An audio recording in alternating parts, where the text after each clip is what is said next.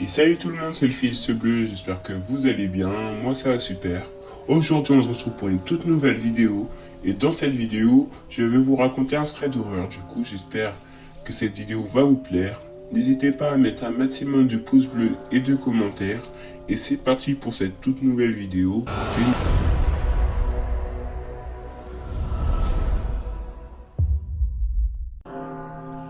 J'ai trouvé cette histoire sur Reddit, et j'ai demandé l'autorisation à la personne qui a raconté l'histoire de pouvoir la lire en vidéo. Du coup, elle a accepté. Et du coup, je vais vous raconter cette histoire aujourd'hui. Du coup, l'histoire se nomme « Je ne garderai plus jamais d'enfant ».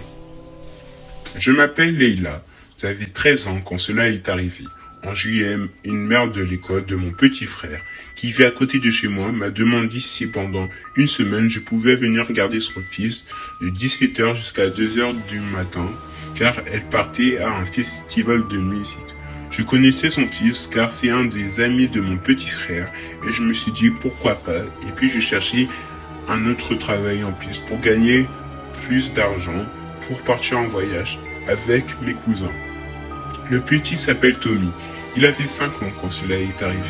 La mère du petit m'avait donné quelques informations sur ce que je devais faire durant leur absence.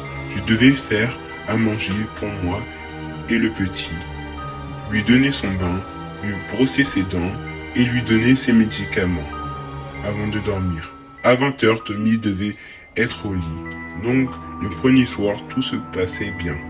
Pour commencer, mais un truc m'avait dérangé, on peut dire, c'est que la maison est en plein milieu d'un champ. Ce champ fait 16 mètres de long. Avant d'atteindre la rue, à partir de la rue, j'ai 10 minutes de route à pied pour me rendre chez moi. Cela ne me pose pas de problème, mais pour venir à 17h, mais vers 2h, cela est plus problématique car je dois rentrer à pied car mes parents travaillent de nuit et les parents reviennent alcoolisés, alors ils ne me raccompagnent pas chez moi. Il faut aussi savoir qu'il n'y a pas de lampadaire pour éclairer la route la nuit. Donc il fait nuit noire et froid, même si nous sommes l'été, le deuxième jour, tout s'est bien passé. Pour commencer, à 8h, le petit dormait et j'ai commencé à regarder des films d'horreur car j'aimais beaucoup ce type de film. Puis j'ai remarqué que la porte de la maison n'était pas verrouillée. J'ai donc envoyé un message à la maman du petit Tommy pour lui demander si je pouvais verrouiller les portes. Et elle m'a clairement dit non, ne verrouille pas les portes. On ne les verrouille jamais. Ah non, ne les fais pas. J'ai trouvé ça bizarre, mais ok, ils ont le droit, c'est leur maison. Je suis juste la gardienne, alors je vais les écouter.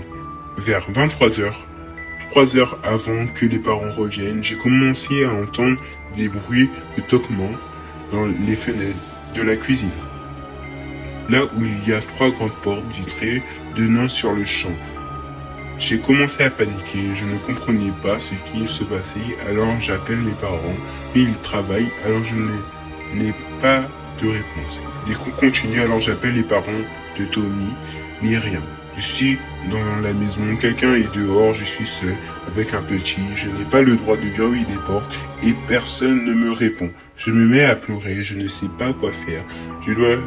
Je vois sur Discord que mon meilleur ami est en ligne, alors je le rejoins et il me dit « Bouge pas, moi et mon père on arrive ». Alors ils arrivent, ils regardent, partir aux alentours, il n'y a rien.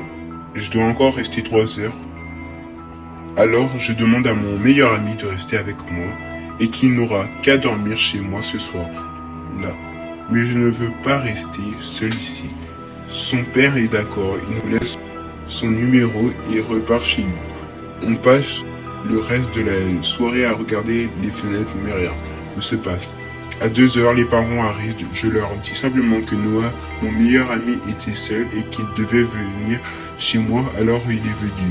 Mais je ne leur parle pas. Des coups dans la fenêtre et on part à pied chez moi. Le lendemain, on est au 3e jour sur 7 et j'ai peur, mais j'ai accepté de garder le petit, alors je me dois de continuer d'y aller. Alors j'y retourne et ce soir-là, tout va bien. Pas de bruit, pas de coups, Après plusieurs jours, rien ne se passe. Jusqu'au 6e jour, jusqu'à 20h, tout va bien. Mais encore vers 23h, des coups encore, mais cette fois dans la porte vitrée. Alors que je dois voir ce qui toque, et là, c'est un homme. Il est devant la porte, en train de me regarder et de sourire. Les portes sont déverrouillées et cet homme est devant moi. J'appelle la police. En restant là, sans bouger, une opératrice me répond et elle me dit « Ne bouge pas, la police arrive, je suis terrifié, je ne sais pas quoi faire. » L'homme continue de donner des coups et de me regarder, mais il n'entre pas. Il n'ouvre pas la porte. Je suis en pleurs, j'ai envie de lui crier de partir et j'ai envie de m'enfuir. Mais je n'ai pas bougé ni parlé. Après quelques minutes qui me paraissaient comme des heures, la police arrive. Toujours là, essaie d'entrer en entendant la police. Et moi, je cours dans la chambre du petit et la police entre. Il arrête l'homme et sont restés avec moi jusqu'à 2 heures car les parents n'étaient pas joignables. Le lendemain, je ne suis pas allé le garder. Et les parents ont compris ensuite. Mes parents ont eu des nouvelles de cet homme. Il s'avère que c'était un homme recherché pour avoir cambriolé une station-service, mais depuis ce jour, j'ai refusé chaque demande de gardiennage et j'ai refusé de retourner à côté de ce champ, même avec mes parents. Du coup, c'est la fin de cette histoire.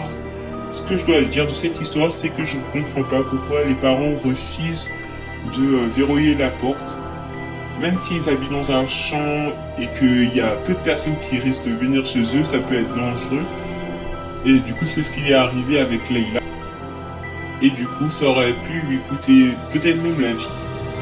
Mais heureusement pour elle, il s'est rien passé. Et l'homme s'est fait arrêter.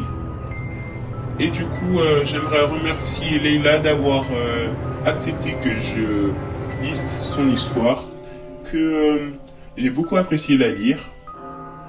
Et du coup, encore merci à elle d'avoir accepté que je lise l'histoire.